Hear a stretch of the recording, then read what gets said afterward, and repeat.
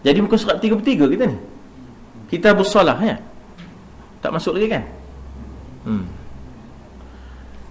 Kata pengarang kita Al-Ustaz Almarhum Syekh Muhammad Nur ya, Al-Fatani hafizahullah rahimahullah wa nafa'ana bi'ulumihi fid dharain amin. Ini suatu kitab ya, kitab ni ialah himpunan. Lawannya suhuf. Suhuf ni helaian. Ya, suhuf ni helaian yang tidak dihimpunkan. Jadi maknanya bila dihimpunkan, collection tu, compilation itu dipanggil kitab. Pada menyatakan sembahyang dan makna sembahyang pada syarak.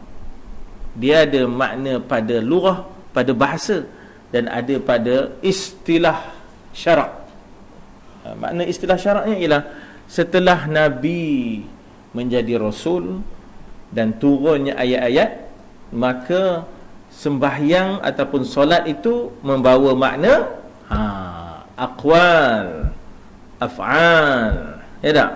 Muayyanah, iaitu perkataan dipanggil aqwal, perbuatan af'al yang tertentu, muayyanah, yang dimulakan muftatihah bitakbir, dengan takbiratul ihram.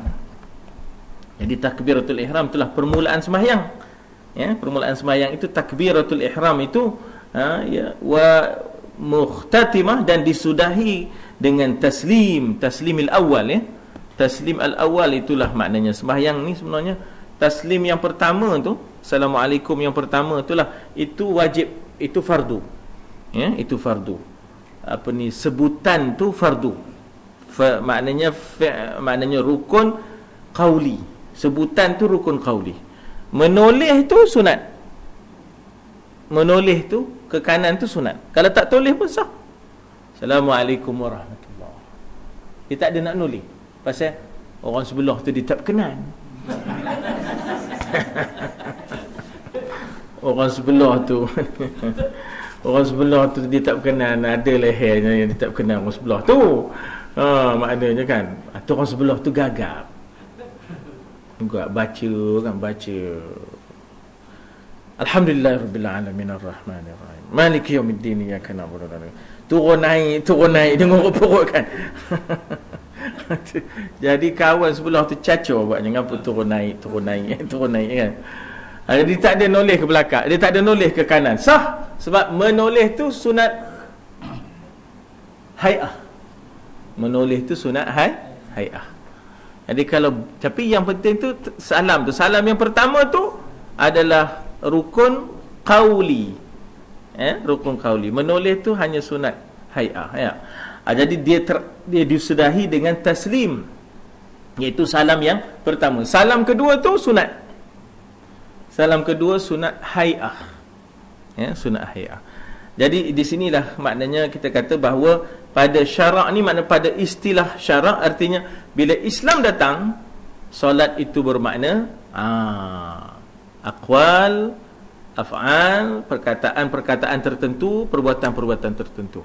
Tak boleh dah maknanya kita ambil ikut dan je perbuatan-perbuatan yang lain. Tak boleh. Dia mestilah perbuatan yang tertentu. Yang tertentu dipanggil muayyanah, yang ditakyinkan, muayyanah.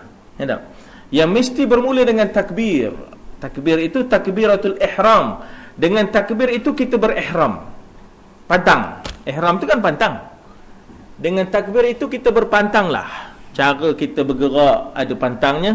Cara kita berdehem, cara kita berosin ada pantangnya, supaya jangan sampai maknanya orang jadi ragu-ragu dia tu sembahyang ke ataupun tidak. Pasal berosinnya tu boleh dieja. Maksud sudah ada ma'arik li sukun. Acu dipanggilnya acu kan. Dipanggilnya acu kan. Jadi maknanya situ jadi orang kata dia ni sembahyang ke manggil anaknya ke. Jadi jangan kita begitu. Ya, jadi sebab itu ihram tu memantangkan kita. Ihram ni maknanya pantang. Ihram ni maknanya haram. Haram tu maknanya pantang. Mengihramkan kita daripada berbuat sesuatu yang membatalkan. Ya, yang membatalkan. Ya. Jadi dengan sebab itulah kita tak boleh lagi dah bercakap seenaknya, tak bolehlah kita berjalan seenaknya, kecuali dengan keperluan sembahyang. Kalau keperluan sembahyang tak apalah. Ya, demi keperluan sembahyang itu diringankan. Ya, itu diringankan. Kadang-kadang kita heran tengok ya, di dalam bulan Ramadan ada siaran-siaran TV yang bercerita tentang Islam di Eropah, Islam di Mesir, Islam di mana. Kadang-kadang kita tengok bagaimana demo semayang dukung budak. Kalau nak rukuk, letak budak. Bangkit rukuk, ambil bilik budak kan. Jadi macam mana semayang demo ni tak? Dah main pesen kopi tu ya.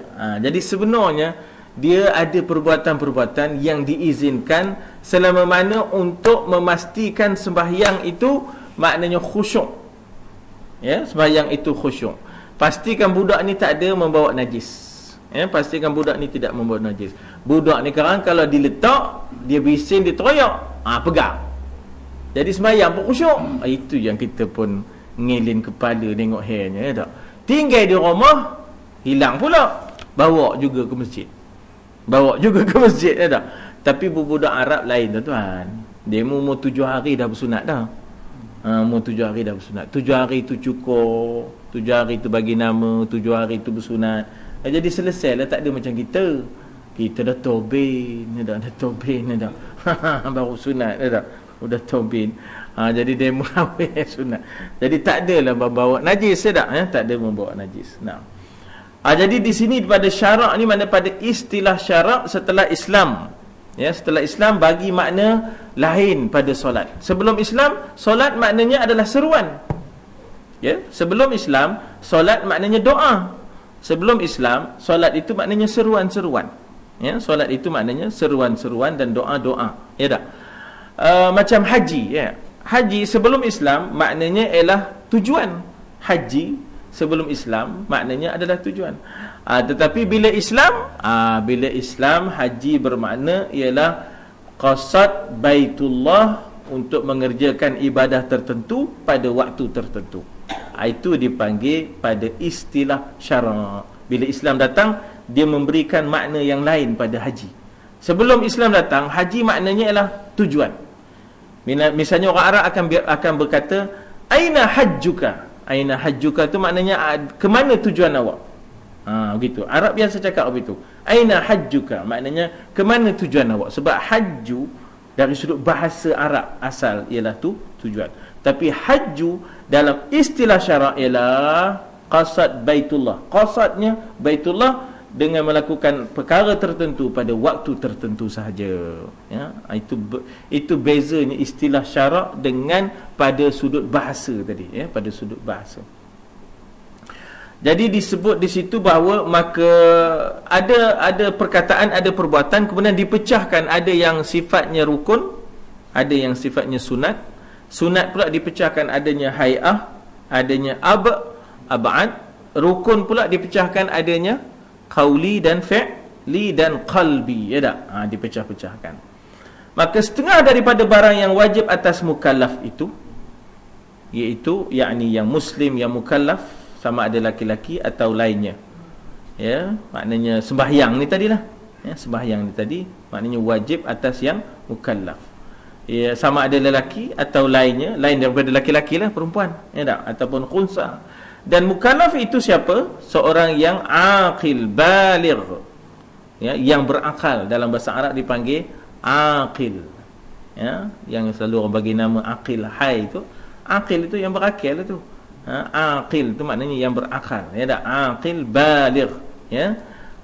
Yang berakal itu maknanya aqil, baligh. Sama ada baligh dengan sampai umur 15, maknanya tak ada haid, tak datang mani, tak datang haid, tapi dia dah 15 qamariyah. Jangan 15 ini berdasarkan syamsiah, bukan. Jangan pakai kalender Januari Februari tu. Dia beranak bulan siapa? Kena kira siapa lah. Dia beranak bulan Ramadan, kena kira Ramadan lah. Tak? Dia beranak orang bersahur, kena kira bersahur lah. Saya beranak orang bersahur. Bukanlah saya beranak, saya diberanakkan. Orang bersahur. Kalau kabut bidan, ada. Bidan tengah nak bersahur. Sudah tak sempat bidan sampai, awak dah keluar dah. Zaman dulu maknanya beranak di rumah.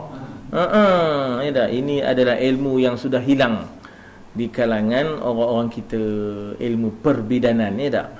Sebab itu asal sonsang je udahlah Caesar dah maknanya asal sonsang je udah bedah lah. Orang dulu kalau ada bidan tahu dia betulnya. Kalau nyonsang tu macam mana nak dibuat ya tak. Jadi udahlah kita kena cari balik ilmu tu ya. Jadi dikata di situ bahawa sampai umur 15 tahun sebab tak ada tanda-tanda, tak ada haid, tak ada mani, atau dengan bermimpi lalu keluar mani, atau dengan haid ya, atau dengan haid. Itu maknanya kita kata tanda-tanda yang tabi'i ya, tanda-tanda yang tabi'i. Adapun tadi yang syar'i, bila dah 15 tahun qamariyah berdasarkan perkembangan Muharram, Safar, Rabiul Awal itulah, maka dengan sendirinya cukuplah umurnya ya. Kemudian dia kata sembahyang fardu yang wajib. Ini mazhab kita lah. Mazhab kita fardu dengan wajib sama. Mazhab Hanafi fardu 5. Sembahyang wajib qada, itu sembahyang wajib. Nazar, itu sembahyang wajib. Sunat yang kita berhentikan kerana menyahut panggilan orang tertentu, lalu kita kena sembahyang balik, itu dipanggil sembahyang wajib. Itu dalam mazhab Hanafi ya tak? Dalam mazhab Hanafi katalah tiba-tiba ada orang manggil kita ya, lalu kita berhenti sembahyang, maka itu wajib qada. Wajib itu dipanggil sembahyang wajib ya, itu dipanggil sembahyang wajib. Sembahyang nazar itu dipanggil sembahyang wajib ya tak? Sembahyang qada itu dipanggil sembahyang wajib. Sembahyang fardu fardu yang 5 waktu pada waktunya, itu dipanggil. Tapi bagi kita wajib dengan fardu sama dalam mazhab kita, kecuali dalam bab haji ya, kecuali dalam bab haji ada dipisahkan wajib haji dengan fardu haji ya tak? Jadi sembahyang fardu yang wajib dan iaitu 5 waktu ini pada sehari semalam. Wallahu alam, kita berhenti di situ ya tak? Ya, 5 waktu sehari semalam.